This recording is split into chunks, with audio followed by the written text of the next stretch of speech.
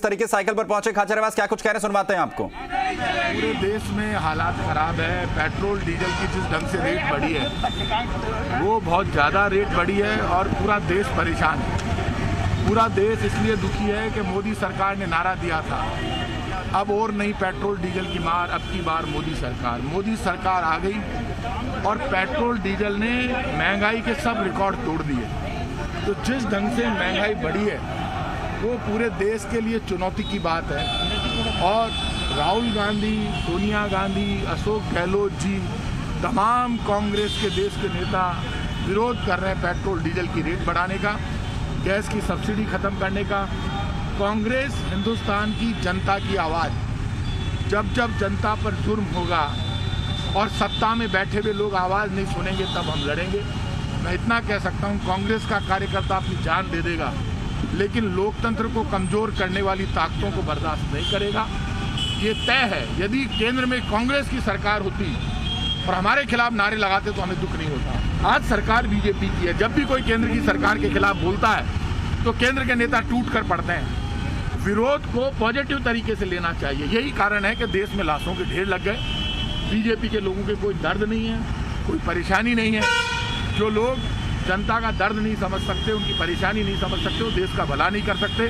जब तक petrol diesel की दरें कम नहीं होगी और गैस सिलेंडर की वापस सब्सिडी चालू नहीं करेंगे तब तक कांग्रेस सड़कों पर लड़ेगी। सर, एक दिन के प्रदर्शन से आपको लगता है बात बनेगी? आप ये मानकर चलिए सुशांत जी, इस वक्त कोरोना संकट है, हम तो रोज लड़ने को तैयार हैं और कोरोना संकट में प्रोटोकॉल को मानते हुए धरने प्रदर्शन करने पड़ेंगे।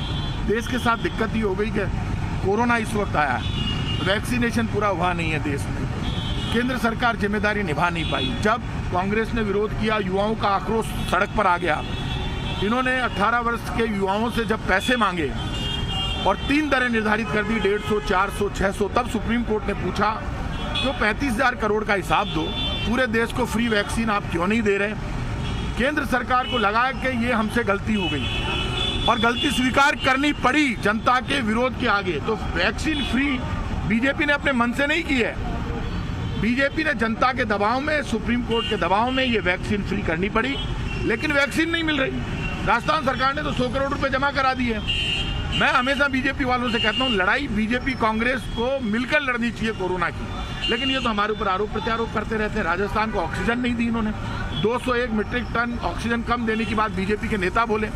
जो लोग तड़प तड़प कर मरे बिना ऑक्सीजन के, उनके लिए बीजेपी जिम्मेदार है। तो बीजेपी ये तय कर ले कि पेट्रोल डीजल की दरें कम करें, महंगाई के ऊपर जवाब। अब बीजेपी के लोग, जब चुनाव से पहले कोई भी बात होती थी, महंगाई के विरोध में हम लोग आए हैं और महंगाई खत्म करने के लिए बीजेपी को वोट दो, पेट्रोल डीजल की दरें कम करने के लिए वोट दो।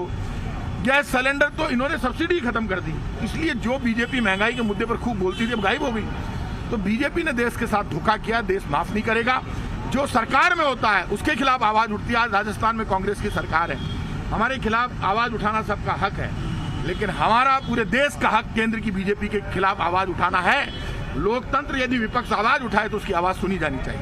प्रताप जी, ये प्रदर्शन जैसे क्या संकेत यही रहेगा कि आगे भी इस तरह के प्रदर्शन रहेंगे, ताकि आगे के प्रदर्शन राजस्थान या जयपुर स्तर पर तो हम कर ही सकते हैं, लेकिन ऑल इंडिया कांग्रेस कमेटी जब भी आह्वान करेगी जी जान से लड़ेंगे। पूरी कांग्रेस इस मामले पे एकजुट है, प्रदेश की पूरी कांग्रेस एकजुट है, सब लोग एकजुट है। तो प्रताप सिंह खाचरियावास को आप देख रहे हैं। चलिए सुशांत, वापस आपके पास लौटेंगे। प्रताप सिंह खाचरियावास को हमने अभी यहां पर सुना किस तरीके से विरोध प्रदर्शन जो है वो कांग्रेस पार्टी की तरफ से यहां पर किया जा रहा है। सुशांत पारीक यहां पर जो है बात करने की कोशिश इस वक्त कर रहे हैं। सुशांत, बात कीजिए यहां पर प्रताप सिंह खाचरियावास से। आखिर इस पूरे मसले को लेकर अगर देखा जाए, विरोध प्रदर्शन जिस तरीके से यहां पर किया जा रहा है, लगता है कि आने वाले वक्त में तस्वीर कुछ बदलेगी?